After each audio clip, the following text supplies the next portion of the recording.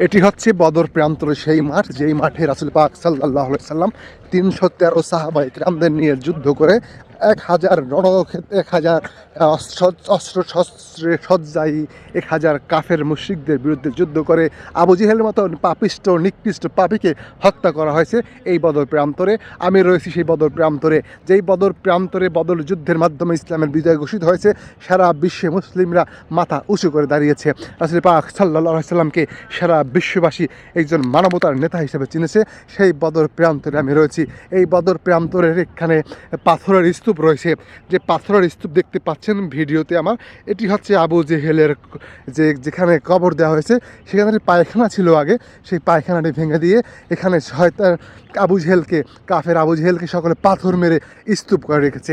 আলহামদুলিল্লাহ, আমরা বাংলাদেশি হাজিদের নিয়ে, পাথরঘাটার হাজিদের নিয়ে সেই আবু জেহেলের যেখানে কবর দেওয়া হয়েছে, মাটি চাপা দেওয়া হয়েছে, সেখানে এসেছি। এখানে আমি আরও একটি ভিডিও দেখেছিলাম গত ভিডিওতে, সেখানে একটি পায়খানার মতো করে ব্যবস্থা ছিল।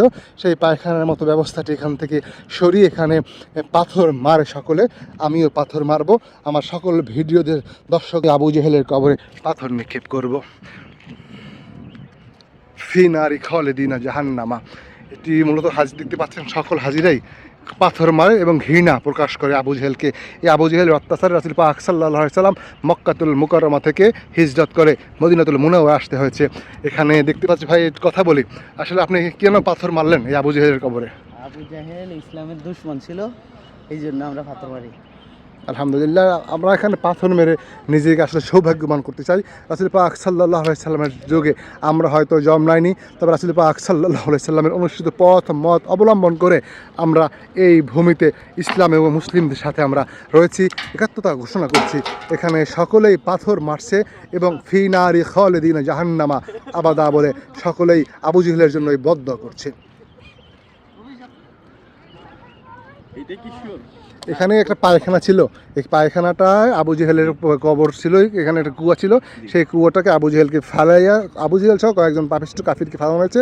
পাশাপাশি ওখানেও একটা কুয়া রয়েছে, সেখানেও ফেলানো হয়েছে। জি, মূলত আবু জেহেলের যে কবরটা এখানেই রয়েছে।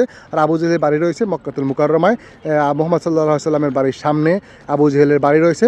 সেই আবু জেহেলের বাড়িতে একটি পায়খানা করে রাখা হয়েছে, যেই বাথরুম করা হয়েছে, হাম্মাম করা হয়েছে। যেই হাম্মামে বিশ্বের সকল মুসলমানরা হজ উমরা করতে এসে সেখানে মলত্যাগ করে নিজেকে সৌভাগ্যবান মনে করে। আমরাও সেখানে রয়েছি, দেখতে পাচ্ছেন আমাদের বাঙালি হাজিরা অনেক মজা নিয়ে, আগ্রহ নিয়ে এই আবু জেহেলের কবরে পাথর নিক্ষেপ করতেছে। আসলে এটি একটি আমাদের কাছে খুব ভালো লাগার একটা বিষয় কাজ করছে, যে আবু জেহেল রাসূল পাক সাল্লাল্লাহু আলাইহি ওয়াসাল্লাম কষ্ট দিয়েছে, সে আবু জেহেলকে এখনো মানুষ নিকৃষ্টভাবে ঘৃণা করে, ঘৃণাত্মক চোখে তারা এখানে পাথর নিক্ষেপ করে। ওর কবরে আমাদের আবু জার রফি পা দিয়ে লাথি দিচ্ছে। আমিও আবু জেহেল মার্কা যারা আছে, যা আবু জেহেল মার্কা যত অনুসারী রয়েছে পৃথিবীর বুকে, তাদের কপালে, তাদের কবরে লাথি দিচ্ছি। সকলেই ঘৃণা দিচ্ছে। আমি থু নিক্ষেপ করলাম, সকল দর্শকদের পক্ষ থেকেও সকলের থুতু নিক্ষেপ করতেছে। আর্য একটু যদি আবু জেহেলের সম্পর্কে একটু ওই যে হাজিরা ঘৃণা প্রকাশ করছে, এ নিয়ে যদি একটু আমাদেরকে একটু সংক্ষেপে বলতে। আসলে আবু জেহেলের মতো পাপিষ্ট মার্কার লোক আসলে পৃথিবীতে ছড়িয়ে আছে। মক্কাতুল মুকাররমা কি শুধু কুরাইশি বংশধর, হাশিমি বংশধর রয়েছে, নাকি আবু জেহেল মার্কার লোকের বংশধর রয়েছে? বংশধর দেখো, পৃথিবীতে তো অনেক দেশ আছে, 256টা দেশ আছে। সেখান থেকে শুধু আরব কান্ট্রিতেই নতুন নবী রাসূল আল্লাহ পাঠাইছে, সব আরব কান্ট্রিতেই পাঠাইছে। কেন পাঠাইছে? ওরা এত খারাপ, এতই প্রসেসর ওদেরকে ঠিক করতে পারে নাই। ওদের বংশধর এখনও বিস্তার আছে সারা আরব কান্ট্রিতে। তুমি ইজিপ্টে তাকাও, তুমি মিশরে তাকাও, তুমি ফিলিস্তিনে তাকাও, তুমি দুবাইতে তাকাও, কাতারে তাকাও, যেদিকেই তাকাও, সব জায়গায় দেখবো যে আবু জাহেলের বংশধর। কারণ শয়তান, যে এটা আমরা কথা বলি না, যে যেটা ভালো ওইটাই শুয়ারের বাচ্চা, কথা বলি না, এরকমই ওরা যেটা ভালো ওইটাই ওই ফেরাউন আবু জেহেলের বংশধর। দেখুন, পাথর মারার জন্য প্রতিযোগিতা শুরু হয়েছে এখানে। আমি যদি বলি, রাসূল পাক সাল্লাল্লাহু আলাইহি সাল্লাম সহ তামাম বিশ্বে যারা নবী রাসূল ছিলেন সকলকেই এই আরব মরুর বুকে পাঠিয়েছেন। কারণ জাহেলিয়াতের যুগে এই এলাকার লোকজন ছিল খুবই খারাপ, খুবই উচ্ছৃঙ্খল, খুবই বর্বর। এদেরকে আসলে সঠিক পথে দিশা দেওয়ার দেওয়ার জন্যই যুগে যুগে আল্লাহ তাআলা এই পৃথিবীর বুকে সকল নবী রাসূলকে এই আরবের মরুর বুকে পাঠিয়েছেন। তারাই মূলত এদেরকে ঠিক করতে পেরেছে। অনেকে কাফের রয়ে গেছে। আবু জেহেল মার্কা যারা লোক রয়েছে পৃথিবী বুকে, আবু জেহেল প্রেমী, ইয়াজিদ প্রেমী, সকলের প্রতি আল্লাহ তাআলা লানত বর্ষিত হোক। সকলকে আল্লাহ তাআলা ধ্বংস করে দিয়েছে এবং ধ্বংস করবে ইনশাআল্লাহ। আর রাসূল পাক সাল্লাল্লাহু আলাইহি সাল্লামের আদর্শ, রাসূল পাক সাল্লাল্লাহু আলাইহি সাল্লামের সুন্নাত তরিকা অনুযায়ী তামাম বিশ্বের মুসলমান যেন এক হয়ে বসবাস করতে পারে সেই ফরিয়াদ করছি।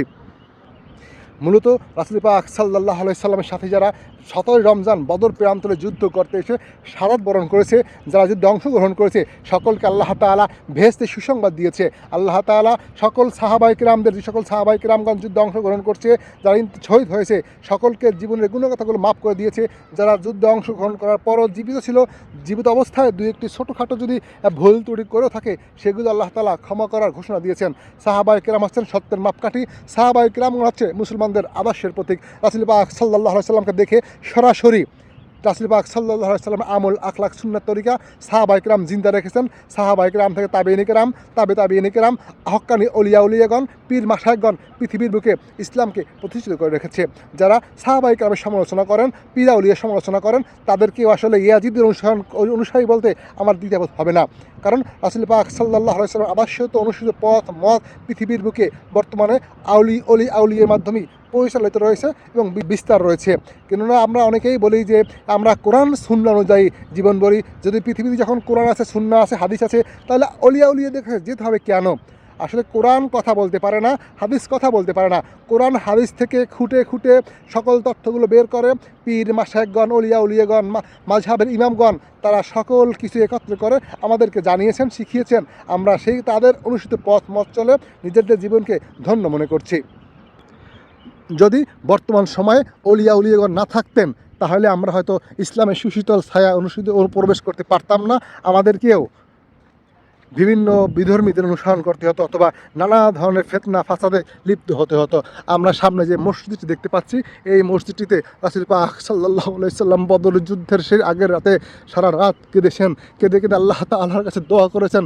আল্লাহ তাআলা তার সকল দোয়া কবুল করে কাফের মুশরিকদের বিরুদ্ধে তাকে 313 জন নিরস্ত্র সাহাবায়ে কিরামদের নিয়ে যুদ্ধে বিজয় লাভ করে বিশ্বের বুকে রাসূল পাক সাল্লাল্লাহু আলাইহি সাল্লামকে মানবতার নেতা হিসেবে পরিচিত করে দিয়েছেন। আল্লাহ তাআলা সকলকে রাসূল পাক সাল্লাল্লাহু আলাইহি সাল্লামের অনুসৃত পথ মতে চলার তৌফিক দান করুক এবং সাহাবায়ে কিরামের আদর্শে অনুপ্রাণিত হওয়ার তৌফিক দান করুক। আমার সামনে আরও একটি কূপ রয়েছে, যে কূপটিকেও আবু জেহেলের যারা অনুসারী ছিল তাদেরকে এখানে মাটিতে চাপা দিয়ে রাখা হয়েছে। এখানে বাথরুম করা ছিল, তবে সৌদি সরকার সেগুলো বাথরুমগুলো ভেঙে দিয়েছে। তবে এখানে মানুষ পাথর মারে, দেখতে পাচ্ছেন দুজন দর্শনার্থী রয়েছেন, তারাও সম্ভবত নিন্দা জানাবেন পাথর নিক্ষেপ। দেখুন এই পাথর নিক্ষেপ করছে তারাও পাথর নিক্ষেপ করে এই কাফের মুশরিকদের বিরুদ্ধে রাসূল পাক সাল্লাল্লাহু আলাইহি সাল্লামের সপক্ষে কথা বলেন এবং তাদের অনুসৃত পথ মতে থাকার আল্লাহ তাআলার জন্য সুপারিশ করছেন এবং একাত্মতা ঘোষণা করছেন। এটি হচ্ছে সেই বদর প্রান্তর, যে বদর প্রান্তরে 313 জন সাহাবায়ে কিরাম কাফের মুশরিকদের বিরুদ্ধে যুদ্ধ করেছেন। আর এখানেই তাদেরকে মাটি চাপা দেওয়া হয়েছে, যারা রাসূল পাক সাল্লাল্লাহু আলাইহি ওয়াসাল্লামের বিরুদ্ধে গিয়ে যুদ্ধে অংশগ্রহণ করেছে, মুসলমানদেরকে হত্যা করেছে, শহীদ করেছে। আল্লাহ তাআলা এই বদর প্রান্তরে সাহাবায়ে কিরামদের উসিলায় আমাদেরকে মাফ করুক, আমিন। আসসালামু আলাইকুম রাহমাতুল্লাহি ওয়া বারাকাতুহু। পৃথিবীর বিভিন্ন দেশ থেকে, নানা প্রান্ত থেকে ধর্মপ্রাণ মুসলিমরা এসেছেন বদর প্রান্তরে। আমিও আছি বদর প্রান্তরে। আমার সামনে যে মাঠ দেখতে পাচ্ছেন, এটি হচ্ছে বদর মাঠ, বদর প্রান্তর। বদরের যুদ্ধ 17 রমজান এখানে হয়েছিল। 313 জন সাহাবায়ে কিরামগণ, নিরস্ত্র সাহাবায়ে কিরামগণ, কোনো ধরনের যুদ্ধের অস্ত্র শস্ত্র সাজসজ্জা ছাড়া 1000 যুদ্ধশ্রোহী 1000 কাফের মুশরিকদের বিরুদ্ধে যুদ্ধ করে এখানেই তারা বিজয় লাভ করেছে, পৃথিবীর বুকে ইসলামকে প্রতিষ্ঠিত করেছে। যে সকল সাহাবায়ে কিরামগণ বদর যুদ্ধে শহীদ হয়েছেন, আল্লাহ তাআলা তাদের উসিলায় আমাদেরকে হেফাজত করুক, মাফ করুক। আর যে সকল কাফের মুশরিকরা নিহত হয়েছে তাদেরকে এখানেই মাটি চাপা দেওয়া হয়েছে, সেখানে মাটিতে পাথর মেরে নিন্দা জানাচ্ছে, পাথরের স্তূপ রয়েছে। আল্লাহ তাআলা যুগে যুগে আবু জেহেল অনুসারীদেরকে এভাবেই ধ্বংস করে থাকেন ইনশাআল্লাহ।